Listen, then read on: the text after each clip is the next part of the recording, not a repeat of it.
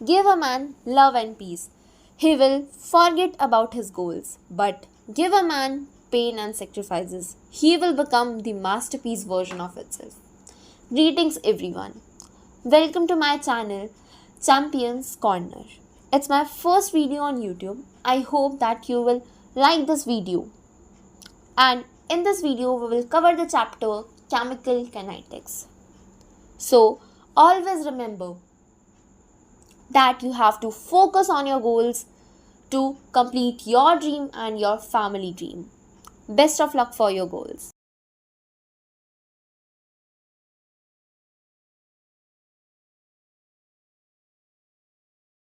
Hi everyone, my name is Dishatan.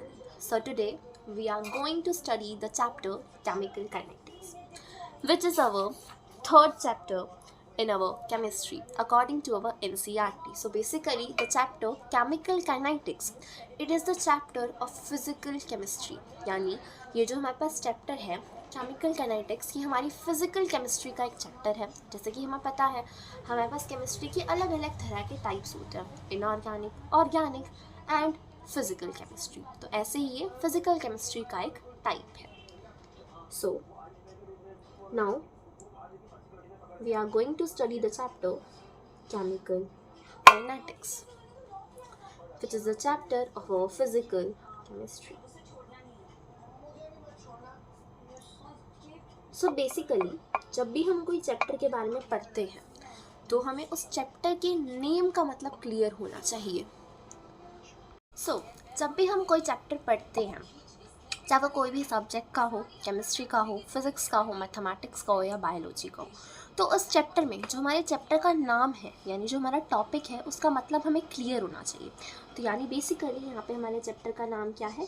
Chemical kinetics.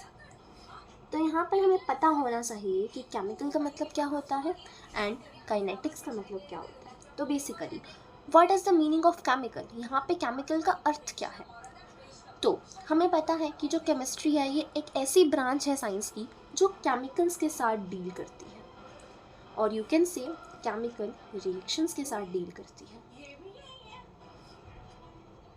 यानी हमें पता है कि केमिस्ट्री एक ऐसी ब्रांच है साइंस की जो केमिकल्स के साथ एंड केमिकल रिएक्शंस के साथ डील करती है. तो बेसिकली यहाँ पर केमिकल का मतलब है केमिकल रिएक्शंस. यानी बेसिकली यहाँ पर जो केमिकल वर्ड है वो मैं बता रहा है कि इस चैप्टर में हम केमिकल रिएक्शन से रिलेटेड कुछ बात करने वाली हैं. एंड काइनेटिक्स का मतलब क्या है? तो बेसिकली जब भी हम वर्ड देखते हैं काइनेटिक्स, तो ये वर्ड जो है हमें दो वर्ड की तरह लगता है. यानी जैसे मैं बोलूँ कि अगर मुझसे किसी ने पूछा कि हाउ आर यू, तो मैं बोलूँगी कि आई एम गुड. अगर मैं बोल रही हूँ कि आई एम फैबुलस, तो उसका मतलब एक ही है कि मैं बहुत अच्छी हूँ, और गुड का मतलब भी एक ही है कि मैं बहुत अच्छी हूँ. तो वैसे ही जो हमारे पास काइनेटिक्स है इसका मतलब होता है स्पीड या फिर रेट. तो यानी जो स्पीड है उसे हम रेट भी बोल सकते हैं. यानी जो स्पीड है उसका सिनोनियम है रेट. इस चैप्टर में जो वर्ड रेट है ये बहुत बार यूज़ किया जाएगा. तो हमें जब भी रेट वर्ड यूज़ किया जाए तो हमें हमारे माइंड में स्पीड वर्ड स्ट्राइक कर जाना चाहिए कि यानी यहाँ पर हम स्पीड की बात कर रहे हैं. तो वैसे अगर हम काइनेटिक्स को देखें तो जो काइनेटिक्स वर्ड है ये दो वर्ड से रिलेटेड है. एक है काइनेमैटिक्स एंड एक है काइनेटिक एनर्जी. यानी ये जो हमारे पास वर्ड है काइनेटिक्स, ये दो वर्ड से मिलता जुलता हमें लग रहा है, काइनेमैटिक्स और kinetic energy, right.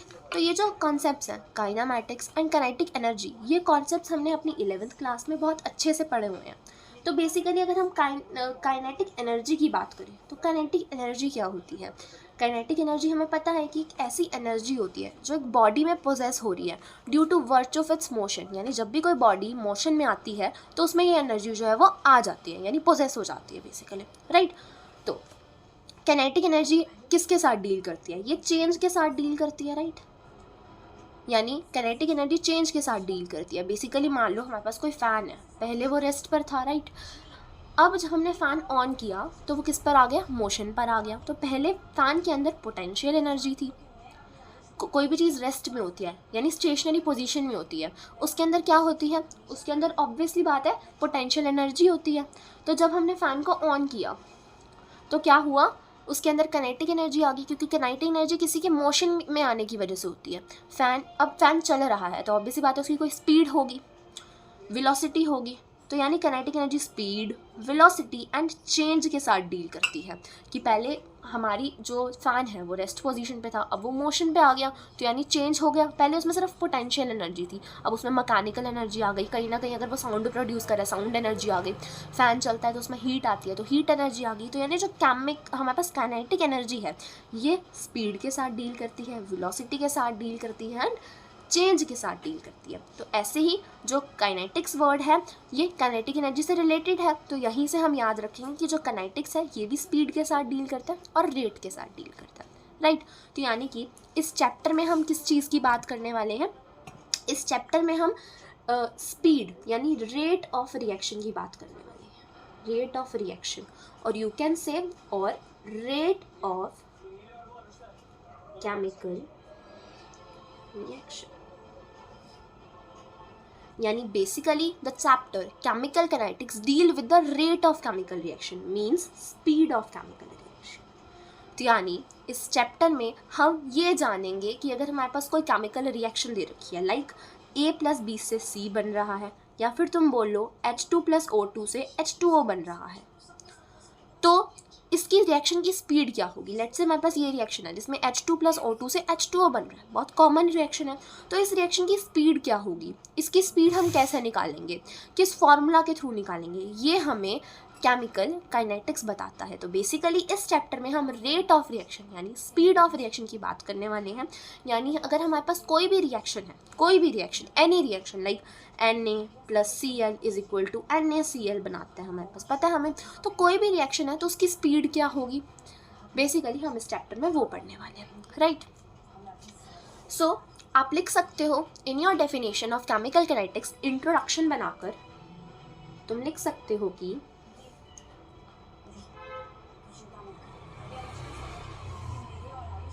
chemical kinetics deals with the rate of reaction, कि वो किसके साथ डील करेगा, रेट ऑफ रिएक्शन के साथ डील करेगा। यानी हमें ये बताएगा कि अगर हमें कोई भी रिएक्शन का रेट निकालना है तो हम कैसे निकालेंगे, जहाँ पर रेट का मतलब क्या है, स्पीड ऑफ रिएक्शन, राइट। यहाँ पर काइनेटिक्स का मतलब होता है स्पीड, यहाँ पर काइनेटिक्स का मतलब होता है स्पीड एंड रेट, और केमिकल का मतलब केमिकल रिएक्शन। तो बेसिकली जो हमारे पास चैप्टर है केमिकल रिएक्शन, केमिकल काइनेटिक्स, ये डील करता है, chemical kinetics deals with the rate of reaction, ये rate of a chemical reaction के साथ डील करता है। यानी हमें ये बताता है कि अगर हमारे पास कोई भी रिएक्शन है तो अगर हमें उस रिएक्शन का स्पीड निकालना है तो हम कैसे निकालेंगे बेसिकली, राइट। अब देखो मैंने बोला जो हमारे पास काइनेटिक्स है इसका मतलब है स्पीड और रेट। अब आप कहोगे मैम काइनेटिक्स का मतलब वेलोसिटी भी हो सकता है, वेलोसिटी तो नहीं, काइनेटिक्स का मतलब वेलोसिटी नहीं हो सकता। क्यों, क्योंकि देखो जब भी हमारे पास कोई केमिकल रिएक्शन हो रही है बेसिकली, तो केमिकल रिएक्शन की कोई डायरेक्शन तो नहीं होगी ना, नहीं होगी। वेलोसिटी में क्या होता है, हमें डायरेक्शन की बात की जाती है, डायरेक्शन की बात की जाती है, उसमें डायरेक्शन के बारे में बात की जाती है। लेकिन अगर हमारे पास कोई भी केमिकल रिएक्शन हो रही है, लाइक ये केमिकल रिएक्शन हो रही है H2+O2 मिलके H2O बना रहे हैं यानी वाटर बना रहे हैं, अगर हमारे पास ये केमिकल रिएक्शन हो रही है तो बेसिकली इसमें डायरेक्शन की तो कोई बात ही नहीं है। अब केमिकल रिएक्शन कोई स्पेसिफिक डायरेक्शन में थोड़ी ना होती है। अगर मान लो मुझे Na को Cl के साथ रिएक्ट करवा के NaCl फॉर्म करना है तो मैं ये थोड़ी ना कहूँगी कि हम इसे अगर नॉर्थ डायरेक्शन में रखेंगे तभी ये फॉर्म होगा, नहीं। तो इस वजह से हमने वेलोसिटी, हमने इस वजह से ये नहीं कहा कि जो काइनेटिक्स है इसका मतलब वेलोसिटी होता है, क्योंकि बेसिकली हम यहाँ पे डील ही नहीं कर रहे वेलोसिटी, यहाँ पे डायरेक्शन के साथ डील ही नहीं कर रहे, हमें जस्ट स्पीड जाननी है, स्पीड में कोई डायरेक्शन नहीं होती। लेकिन वेलोसिटी में हमें स्पेसिफिकली डायरेक्शन दी जाती है। तो हमारे पास जो केमिकल रिएक्शन है उसकी तो कोई डायरेक्शन ही नहीं होगी, कोई भी डायरेक्शन में हो सकती है केमिकल रिएक्शन। ऐसी कोई कंपलसरी कंडीशन थोड़ी ना हमारे पास कि अगर मैं इसको नॉर्थ डायरेक्शन में या साउथ डायरेक्शन में रखूँगी तभी हमारे पास ये रिएक्शन होगी, नहीं। तो इस वजह से हम कहते हैं कि काइनेटिक्स का मतलब वेलोसिटी नहीं होता, इसका मतलब स्पीड या रेट ही होता है, राइट। इस चैप्टर में ज़्यादातर हम रेट वर्ड यूज़ करेंगे, तो जब भी हम रेट वर्ड यूज़ करें तुम्हारे दिमाग में स्ट्राइक कर जाना चाहिए कि रेट का मतलब होता है स्पीड, यानी यहाँ पे स्पीड ऑफ रिएक्शन की बात करें तो यानी basically chemical kinetics deal with the rate of reaction, वो स्पीड ऑफ रिएक्शन के साथ डील करती है, right. So before starting the chapter को शुरू करने से पहले हमारी NCERT में, this is our NCERT, I hope तुम लोगों के पास होगी। ये जो हमारी NCERT है इसमें चैप्टर है, सो आई होप तुम लोगों के पास NCERT होगी केमिस्ट्री की। तो इसमें जो हमारे पास ये पैराग्राफ दे रखे है, राइट, इसमें हमारे पास दो चीज़ों के बारे में डिस्कस कर रखा है। एक हमारे पास डिस्कस कर रखा है फूड के बारे में, और एक हमारे पास डिस्कस कर रखा है पैरासीटामोल के बारे में। बेसिकली ये जो टॉपिक्स है पैरासीटामोल और जो फूड से रिलेटेड टॉपिक है जिसका नाम है टेम्परेचर, इससे रिलेटेड क्वेश्चन हमारे पास नहीं आते, बट फिर भी दिया हुआ NCERT में तुम्हें पता होना चाहिए। तो क्या दे रखा है इस पैराग्राफ में, let me summarise for you. So basically NCERT के स्टार्टिंग में जैसे मैंने बताया दो चीज़ों के बारे में डिस्कस कर रखे हैं। आओ हम वो चीज़ें पढ़ लेते हैं। वैसे it is not much important, इतना ज़्यादा इम्पॉर्टेंट नहीं है, इससे रिलेटेड क्वेश्चंस नहीं है, but still we will discuss it. फिर भी हम जो है वो करेंगे, राइट, क्योंकि दिया हुआ है तो हम करेंगे, ऑब्वियस सी बात है, कोई भी क्वेश्चन छोटा मोटा बन जाता है। तो पैरासीटामोल, बेसिकली हमें पता है पैरासीटामोल एक ऐसी मेडिसिन है जो कि जब हमें फीवर होता है तब ली जाती है, राइट। ये एक ऐसी बेसिक मेडिसिन है जो सबके पास होती है और ऑलमोस्ट हर जगह अवेलेबल होती है। आजकल एक मतलब न्यू मेडिसिन चली है, that name is Dolo, but वो मेडिसिन आफ्टर कोविड और इन कोविड आई थी। ये मेडिसिन उससे पहले ही चली आ रही है। तो ये एक ऐसी मेडिसिन है जब हमें फीवर होता है तो हम लेते हैं। तो जैसे कि हमारे पास जो डोलो मेडिसिन होती है वो दो तरह की होती है, एक होती है 500 वाली और एक होती है 650 वाली, जब भी अगर तुमने उसके पीछे देखा हो मेडिसिन के पीछे। तो ऐसे ही जो हमारे पास पैरासीटामोल होती है ये भी दो तरह की होती है, एक होता है 500 mg और एक होती है 200 mg ये मेडिसिन, राइट। तो अब यहाँ पर इसका क्या मतलब है, पैरासीटामोल दो तरह की होती है, एक होती है 500 mg की और एक होता है 200 mg की। ये जो मेडिसिन होती है कम इफेक्टिव होती है और 500 mg की ज़्यादा। ये हम पे डिपेंड करता है, ये हमारी बॉडी के टेम्परेचर पर डिपेंड करता है। अगर हमें ज़्यादा फीवर है, हमारी बॉडी का टेम्परेचर ज़्यादा है, तो हम 500 mg वाली मेडिसिन लेंगे, और अगर हमारी बॉडी का टेम्परेचर कम है, बॉडी का टेम्परेचर ज़्यादा नहीं है, हमें फीवर बहुत कम है, तो हम 200 mg वाली मेडिसिन लेंगे। डॉक्टर भी इसी अकॉर्डिंग देता है। तो दो तरह की होती है, राइट। ये चीज़ हमने पढ़ ली। तो यहाँ पर बेसिकली mg का मतलब क्या है, mg तो जो है वो क्या है, कंसंट्रेशन की यूनिट है, यानी ऐसा यूनिट नहीं है, स्टैंडर्ड यूनिट नहीं है, वैसे ही CGS यूनिट तुम मान सकते हो, वो है ये कंसंट्रेशन की यूनिट। जहाँ पर mg, m का मतलब है मिली और g का मतलब है ग्राम, मिलीग्राम, सिंपल, राइट।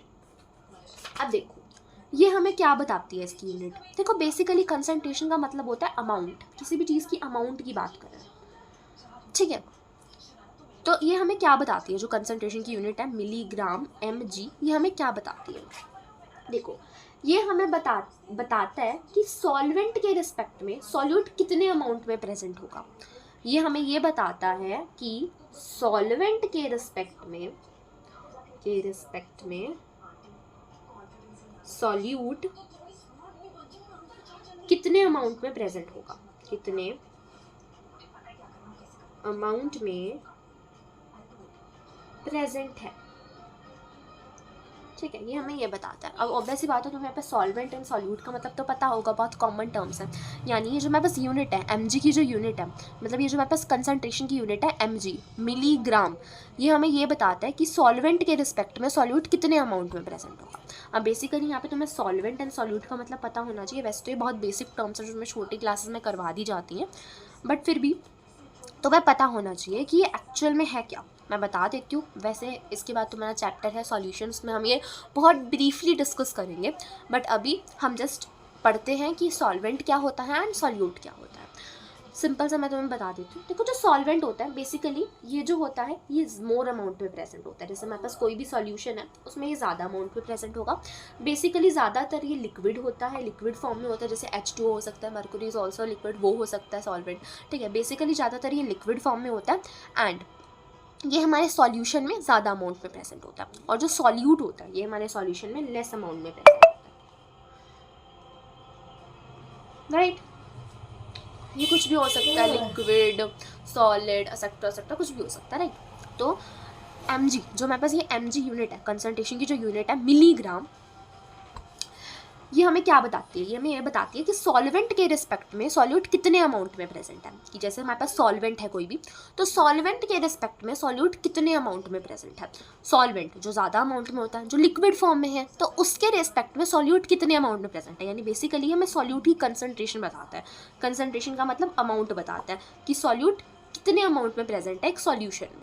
जैसे कि अगर मैं तुम्हें इसका एग्जांपल दूँ सॉल्वेंट एंड सॉल्यूट का, मान लो तुम नींबू पानी बनाते हो, तो नींबू पानी में बेसिकली जो हमारे पास वाटर है वो ज़्यादा अमाउंट में प्रेजेंट होता है, तो वो क्या हो जाएगा, सॉल्वेंट हो जाएगा। तुम लेमनेड बनाते हो ना, लेमनेड मतलब नींबू पानी, लेमन जूस, तो उसमें वाटर जो है वो सॉल्वेंट हो जाएगा, वो ज़्यादा अमाउंट में होता है।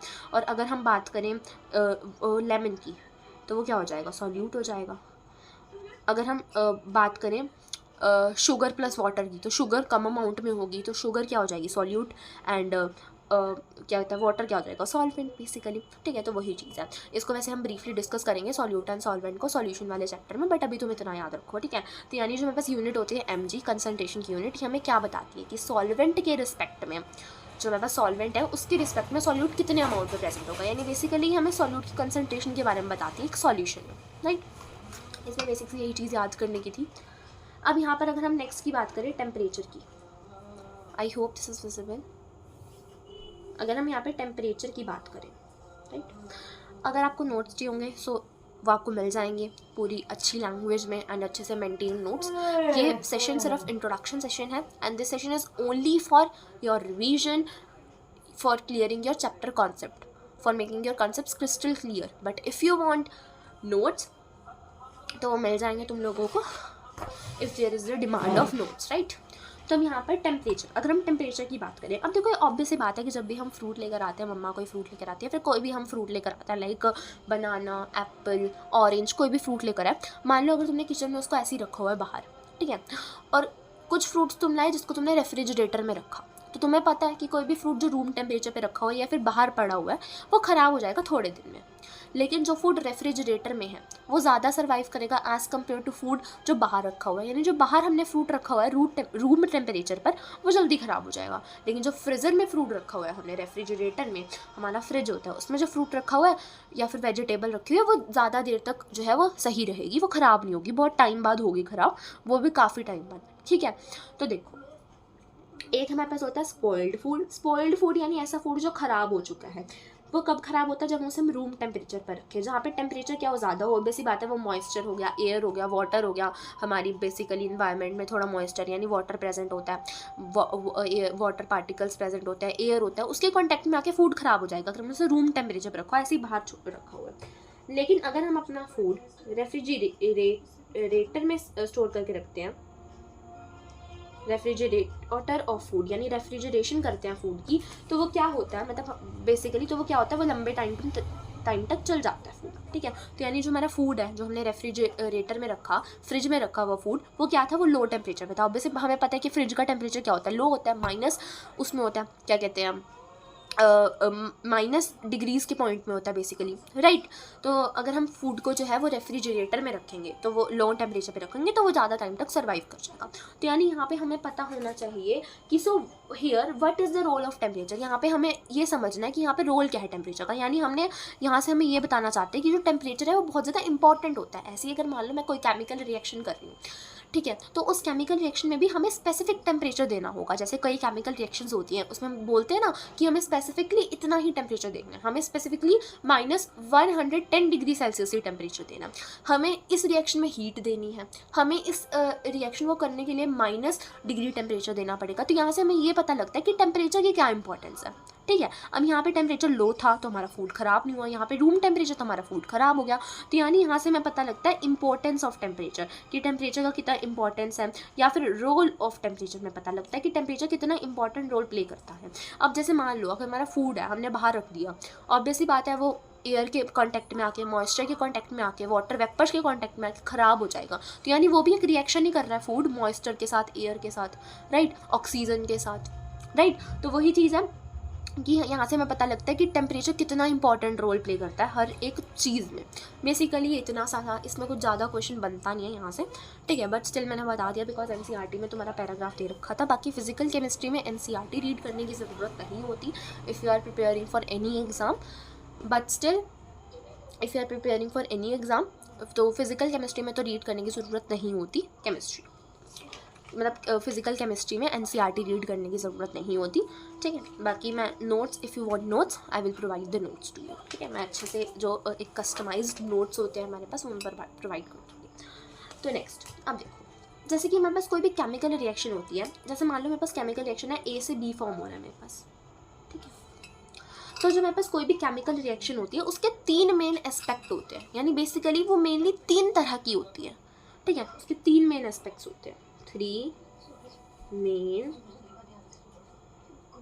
Aspects of chemical reaction.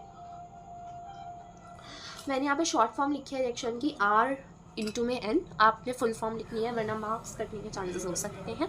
सो जैसे हमारे पास कोई भी केमिकल रिएक्शन होती है, मान लो ए से बी फॉर्म हो रहा है या फिर कोई भी केमिकल रिएक्शन है, तो उसके 3 मेन एस्पेक्ट्स होते हैं, यानी वो बेसिकली 3 तरह की होती है। क्या क्या होता है उसमें, देखो 1 2 3 तरह की होती है। देखो पहली, वेदर रिएक्शन टेक प्लेस और नॉट। देखो 3 main aspects of chemical reaction, यानी हमारे पास कोई भी केमिकल रिएक्शन है, लगा लो ए से बी फॉर्म हो रहा है, Na+Cl मिलकर NaCl बना रहे हैं, तो उसके 3 मेन एस्पेक्ट्स होते हैं, यानी 3 चीज़ें हमें केमिकल रिएक्शन में देखनी पड़ती हैं। वो क्या 3 मेन चीज़ें जो हमें केमिकल रिएक्शन में देखनी पड़ती हैं, वो हम देखते हैं। वेदर रिएक्शन टेक्स प्लेस और नॉट।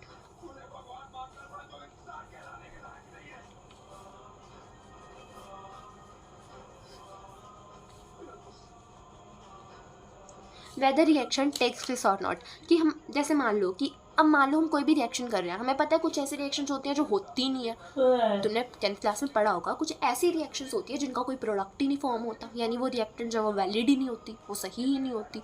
तो 3 मेन एस्पेक्ट्स हैं रिएक्शन के, यानी 3 चीज़ें देखने को मिल सकती हैं हमें एक रिएक्शन में। पहली, वेदर रिएक्शन टेक प्लेस और नॉट, पहले हमें चेक करना पड़ेगा कि भाई ये रिएक्शन होगी भी या नहीं होगी, ये रिएक्शन वैलिड भी है कि नहीं, इसमें प्रोडक्ट फॉर्म होगा कि नहीं। कोई भी रिएक्शन है अगर उसमें प्रोडक्ट की फॉर्मेशन हो जाती है, तुम्हें ये पता होगा, जैसे मान लो मेरे पास ये रिएक्शन है A+B=C बना रही है, तो तुम्हें पता होगा कि ये रिएक्टेंट होता है, ये प्रोडक्ट होता है ना। R मतलब रिएक्टेंट, T मतलब प्रोडक्ट। तो हमें ये देखना पड़ेगा कि वेदर रिएक्शन टेक प्लेस और नॉट, कि एक्चुअल में रिएक्शन हो रही है कि नहीं हो रही, राइट। सेकेंड चीज़ हमने देखनी पड़ेगी, to what extent reaction takes place, कितनी एक्सटेंट तक रिएक्शन टेक प्लेस करेगी। एक्सटेंट का मतलब हद, जैसे ना इस चैप्टर में हम पढ़ेंगे, इस चैप्टर में हम एक टॉपिक पढ़ेंगे इंटीग्रेटेड रेट लो, उसके बाद completion time, half life of reaction. अब कहोगे मैम क्या बोल रही है ये, हाँ ये टॉपिक्स हैं, कुछ बहुत ईजी हैं, वो टॉपिक्स हम इस चैप्टर में पढ़ेंगे।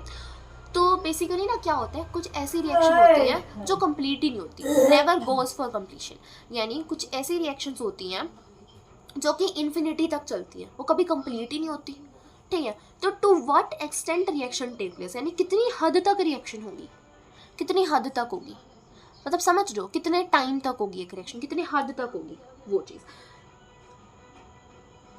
ठीक है। उसके बाद थर्ड चीज़ हमें पता होनी चाहिए, स्पीड या फिर रेट ऑफ रिएक्शन, यानी बेसिकली कोई भी रिएक्शन है उसके 3 मेन एस्पेक्ट्स होते हैं, यानी उसमें 3 चीज़ें, कोई भी रिएक्शन है उसमें हमें बेसिकली 3 मेन चीज़ें देखनी पड़ती हैं। पहली चीज़ कि वेदर रिएक्शन टेक प्लेस और नॉट, की रिएक्शन जो है वो होगी कि नहीं होगी, भी भाई वो रिएक्शन सक्सेसफुल है भी कि नहीं, उसमें प्रोडक्ट फॉर्म होगा कि नहीं, सबसे पहले हमें ये देखना पड़ेगा। तो ये जो चीज़ है कि वेदर रिएक्शन टेक प्लेस और नॉट, की रिएक्शन होगी या नहीं होगी, ये हमें थर्मोडायनेमिक्स बताता है, यानी जो हमने 11th क्लास में चैप्टर पढ़ा थर्मोडायनामिक्स, ये हमें इस चीज़ के बारे में बताता है कि रिएक्शन होगी कि नहीं होगी, आपकी रिएक्शन सक्सेसफुल है कि नहीं। थर्मोडायनेमिक्स इसके साथ डील करता है बेसिकली, ठीक है। तो इसमें एक बहुत इंपॉर्टेंट चीज़ है जो हमें पता होनी चाहिए, जो कि तुम्हारी एनसीईआरटी में भी गिवन है, पहले पैराग्राफ में गिवन है, पहले कुछ पॉइंट्स बने हुए हैं उसमें गिवन है, तुम पढ़ोगे तो क्या है कि इसमें एक मेन चीज़ है, देखो जो हमें पता होनी चाहिए कि डेल्टा जी लेस देन 0, क्या है, डेल्टा जी लेस देन 0, मतलब जो थर्मोडायनेमिक्स था इसने हमें एक एक्सप्रेशन दिया, मैंने बोला कि वेदर रिएक्शन टेक प्लेस और नॉट, कि अगर हमारे पास कोई भी रिएक्शन है तो उसके 3 मेन एस्पेक्ट होते हैं, यानी उसमें हमें 3 मेन चीज़ें देखनी होती हैं, वेदर रिएक्शन टेक प्लेस और नॉट, की reaction extent reaction take place, कितनी हद तक होगी रिएक्शन, और स्पीड, यानी उस रिएक्शन का हमें स्पीड रेट पता होना चाहिए। तो basically whether reaction takes place और नॉट, रिएक्शन होगी कि नहीं होगी, ये हमें थर्मोडाइनमिक्स बताता है। क्या बताता है? थर्मोडाइनमिक्स बताता है। यानी बेसिकली हमें थर्मोडाइनमिक्स बताएगा कि कोई भी रिएक्शन है, आपने दो रिएक्टेंट को रिएक्ट करवा दिया, तो वो हमें बताएगा कि इसमें प्रोडक्ट फॉर्म होगा कि नहीं, कि वो रिएक्शन सक्सेसफुल है कि नहीं, वो हमें थर्मोडाइनमिक्स बताता है। तो थर्मोडाइनमिक्स ने बहुत इंपॉर्टेंट रिलेशन दिया था, जो कि तुम्हारी एनसीईआरटी में पहले पैराग्राफ में पहले कुछ पॉइंट्स बने हुए हैं, उसी में गिवन है, तुम देख लेना।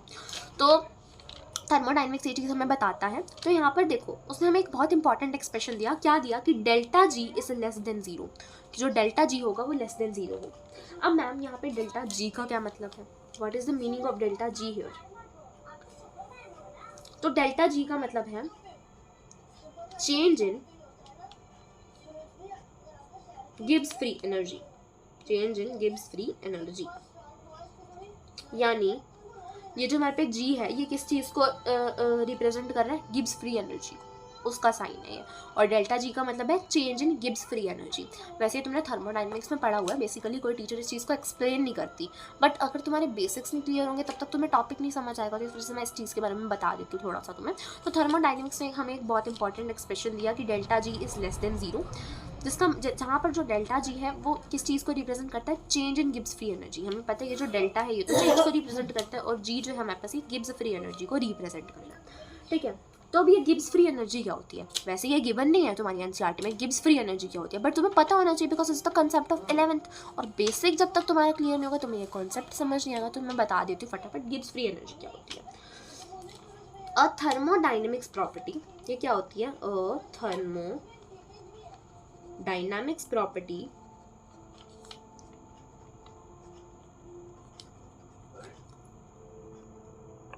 तो अब जो हमारे पास अभी गिब्स फ्री एनर्जी है, इसका मतलब क्या होता है? बेसिकली पता होना चाहिए, एक बेसिक कॉन्सेप्ट है। तो देखो क्या मतलब है। अब थर्मोडाइनमिक्स प्रॉपर्टी यानी ये ऐसी थर्मोडाइनमिक्स की प्रॉपर्टी है, measures the maximum amount of work.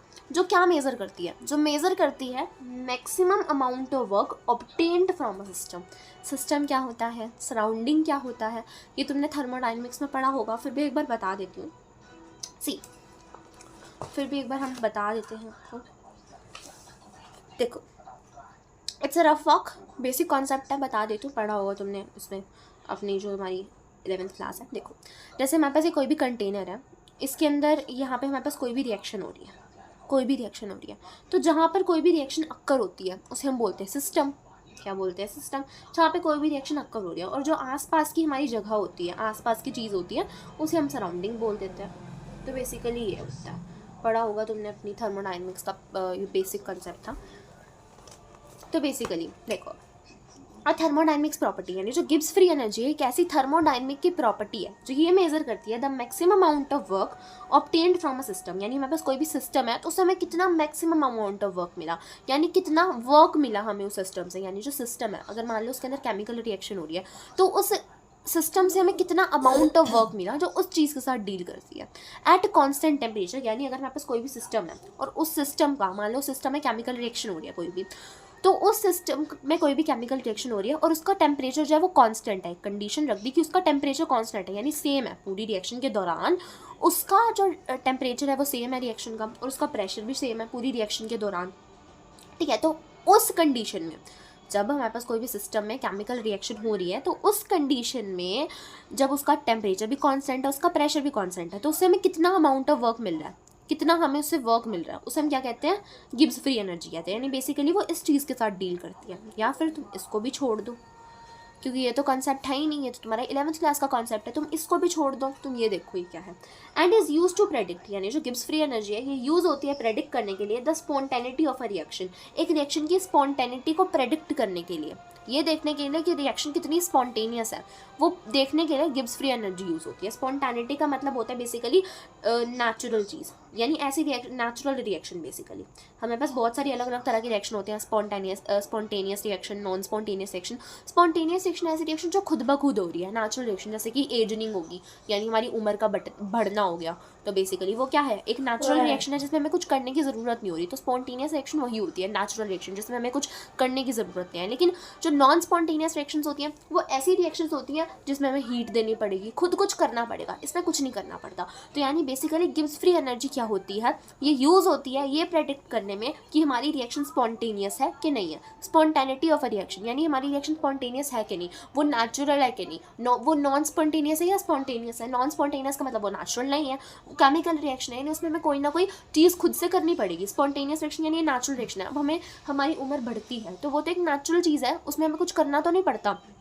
वही गिब्स फ्री एनर्जी क्या होती है, ये यूज़ होती है to predict the spontaneity of a reaction, यानी ये जानने के लिए कि एक रिएक्शन स्पॉन्टेनियस है या नॉन स्पॉन्टेनियस, ये जानने के लिए ये जो एनर्जी है गिब्स फ्री एनर्जी है यूज़ होती है। एक थर्मोडाइनमिक्स प्रॉपर्टी, ये ऐसी थर्मोडाइनमिक्स प्रॉपर्टी होती है जो मेजर करती है the maximum amount of work obtained from a system, जो ये मेजर करती है कि मैक्सिमम अमाउंट ऑफ वर्क यानी हमें ज़्यादा से ज़्यादा कितना वर्क मिल रहा है एक सिस्टम से। जब हमारे सिस्टम का टेम्परेचर कॉन्स्टेंट है, उसका प्रेशर भी कॉन्स्टेंट है, यानी कोई भी रिएक्शन जो हो रही है उसका टेम्परेचर भी कॉन्स्टेंट है, उसका प्रेशर भी कांस्टेंट है, तो उस केस में हमें कितना वर्क मिल रहा है सिस्टम से उसे हम बोलते हैं, राइट। या फिर तो ये सब छोड़ दो, तुम सिंपल सी चीज़ याद रखो, गिब्स फ्री एनर्जी एक ऐसी एनर्जी होती है जो यूज़ होती है प्रेडिक्ट करने के लिए कि हमारी रिएक्शन स्पॉन्टेनियस है या नहीं है, यानी हमारी रिएक्शन नेचुरल है कि नहीं है बेसिकली, ठीक है। तो यहाँ पर जो थर्मोडाइनमिक्स है हमारे पास, ये हमें मतलब जो हमने 3 मेन एस्पेक्ट देखे, 3 मेन एस्पेक्ट देखे केमिकल रिएक्शन के।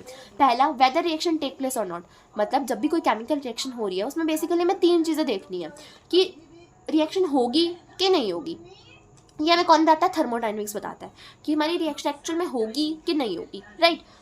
थर्मोडाइनमिक्स ने एक हमें एक्सप्रेशन दिया, delta G is less than zero, delta G is less than zero, ये हमने इसने हमें एक्सप्रेशन दिया जहाँ पे डेल्टा जी का मतलब होता है change in Gibbs free energy, delta का मतलब चेंज और जी का मतलब गिब्स फ्री एनर्जी, जिसको हम जी से रिप्रेजेंट करते हैं। एक ऐसी थर्मोडाइनमिक्स की प्रॉपर्टी होती है जो हमें ये बताती है, मतलब ये मेज़र करने में, ये जानने में हेल्प करती है कि हमें कितना अमाउंट ऑफ वर्क ऑब्टेन होगा, यानी एक सिस्टम में कितना अमाउंट ऑफ वर्क देगी जब उस पर वो कांस्टेंट टेम्परेचर पे और कांस्टेंट प्रेशर पे है, यानी कोई भी सिस्टम हमें कितना अमाउंट ऑफ वर्क देगी जब वो उसका टेम्परेचर भी कांस्टेंट है, कांस्टेंट का मतलब सेम, और प्रेशर भी जो है वो कांस्टेंट है, कांस्टेंट का मतलब क्या होता है, सेम होता है, मतलब चेंज नहीं हो रहा, सेम ही है। मान लो हमने कोई केमिकल रिएक्शन करी, अगर उस केमिकल रिएक्शन का टेम्परेचर पहले 10 था, एंड तक जब तक प्रोडक्ट बना तब तक उसका जो टेम्परेचर वो 10 रहा, यानी सेम रहा, तो उसे हम बोलते हैं। या फिर तुम बोल सकते हो गिब्स फ्री एनर्जी ऐसी एनर्जी होती है जो हमें ये प्रेडिक्ट करने में हेल्प करती है कि बेसिकली जो हमारे पास कोई भी रिएक्शन है वो स्पॉन्टेनियस है या नॉन स्पॉन्टेनियस है, यानी वो नेचुरल है कि नहीं,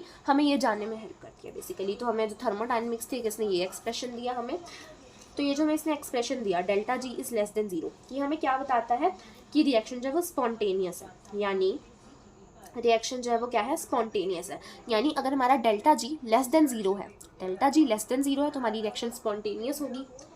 अगर हमारे पास हमारा जो तो हमारे पास रिएक्शन स्पॉन्टेनियस होगी। अगर हमारे पास हमारा डेल्टा जी जीरो के इक्वल है तो हमारी जो रिएक्शन है वो इक्विलिब्रियम में होगी।